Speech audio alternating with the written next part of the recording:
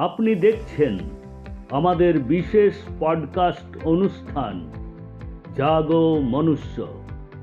এই অনুষ্ঠানের মাধ্যমে আমাদের বিশেষ অতিথি সন্তান দলের সম্মানীয় প্রেসিডেন্ট শ্রী শঙ্কর সরকার মহাশয় প্রকৃতি ও মহাবিশ্ব সম্পর্কে আমাদের সবাইকে সচেতন করবেন। এই অনুষ্ঠানটিতে ধর্ম, রাজনীতি, বর্ণ এবং আরও বিভিন্ন বিষয়ের কথা মানুষকে জানিয়েছেন। প্রকৃতির দান সার্বজনীন, জন্মগত অধিকার অনুসারে universal birth right given by the nature to all. এই প্রকৃতির সমস্ত সম্পদের উপর সকলের সমান অধিকার পাওয়া উচিত। এই সমস্ত বিষয়ে আমাদের বিশেষ পডকাস্ট অনুষ্ঠান জাগো মনুষ্য দেখুন।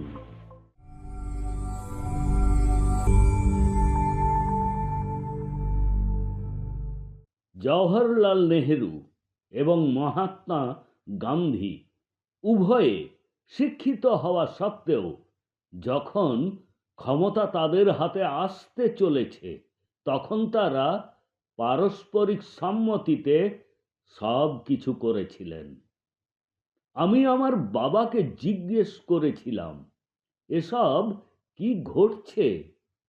তখন আমার বাবা আমাকে বলেছিলেন, আমরা এই স্বাধীনতা চাই না, প্রকৃত স্বাধীনতা চাই।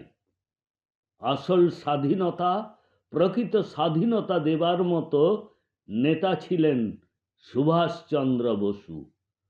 ওনার কারণেই দেশ স্বাধীনতা পেয়েছে। জওহরলাল নেহেরু, মহাত্মা গান্ধী এবং কংগ্রেসের কয়েকজন মিলে ব্রিটিশদের সঙ্গে মৌখিক চুক্তি করে। এরপর ব্রিটিশদের পরিকল্পনা অনুযায়ী মহাত্মা গান্ধী ও জওহরলাল নেহেরু কাজ করেন। যেভাবে বোঝাপড়ার মাধ্যমে স্বাধীনতা নেওয়া হয়েছে তা নেওয়া উচিত হয়নি। নেতাজি সুভাষচন্দ্র বসু ছিলেন একজন অত্যন্ত ভালো মানুষ, শিক্ষিত, বিদ্বান এবং উদ্যমী ছিলেন। দেশের জন্য তিনি সারা জীবন উৎসর্গ করেছেন, এমনকি বিবাহ পর্যন্ত করেননি। গান্ধীজি তো বিয়ে করেছিলেন। গান্ধীজি তার ভবিষ্যৎ, তার পরিবার এবং সন্তানদের নিয়ে চিন্তিত ছিলেন, কিন্তু এই বিষয়ে নেতাজির কোনো চিন্তা ছিল না। মহাত্মা গান্ধী ও নেহেরু চাইলে দেশের স্বার্থে অনেক কিছু করতে পারতেন, কিন্তু তারা শুধু নিজের স্বার্থ দেখেন। নেতাজি সুভাষচন্দ্র বসু ছিলেন অত্যন্ত বিদ্বান ব্যক্তি। তিনি ছিলেন বাংলার মানুষ। তিনি উদ্যোগ না নিলে ব্রিটিশরা কখনোই এই দেশ ছেড়ে যেত না। এটা আপনারা সকলে জেনে খুশি হবেন যে আমাদের মহাগুরু বালক ব্রহ্মচারী মহারাজ নেতাজিকে 1939 সালে দীক্ষা দিয়েছিলেন। নেতাজির কাছে রাষ্ট্র ছিল সবচেয়ে গুরুত্বপূর্ণ। ব্রিটিশদের কবল থেকে মাতৃভূমিকে মুক্ত করতে তিনি সেনাবাহিনী, আজাদ হিন্দ ফৌজ গঠন করেছিলেন। জনসাধারণের কাছে দেশপ্রেম ও স্বাধীনতার বার্তা ছড়িয়ে দিতে তিনি বার্লিনে ফ্রি ইন্ডিয়া সেন্টার প্রতিষ্ঠা করেন এবং আজাদ হিন্দ রেডিও চালু করে স্বাধীনতা আন্দোলনকে এগিয়ে নিয়ে যান।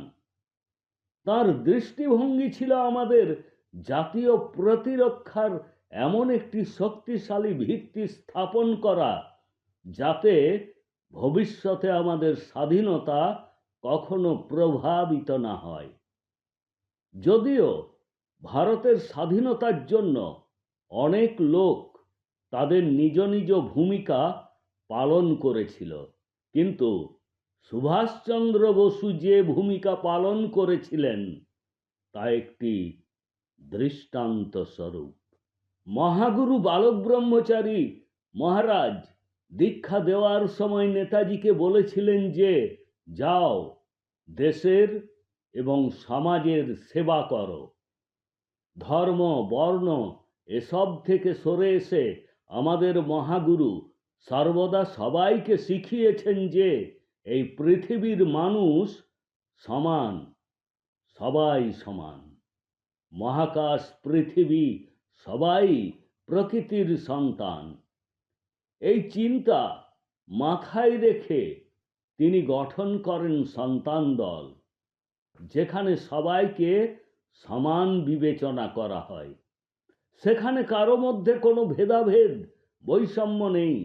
মহাগুরু বলেছেন, প্রকৃতিই সব কিছু।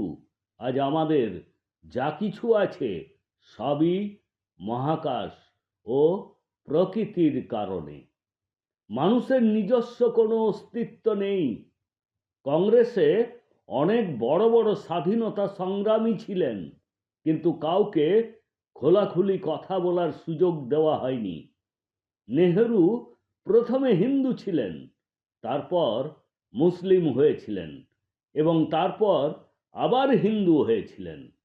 নেহেরু জানতেন জিন্নাহ প্রধানমন্ত্রী হলে নেহেরুর দাদাগিরি ও স্বেচ্ছাচারিতা আর সম্ভব হবে না। তারা সমস্যার সমাধান খোঁজার চেষ্টা করেননি।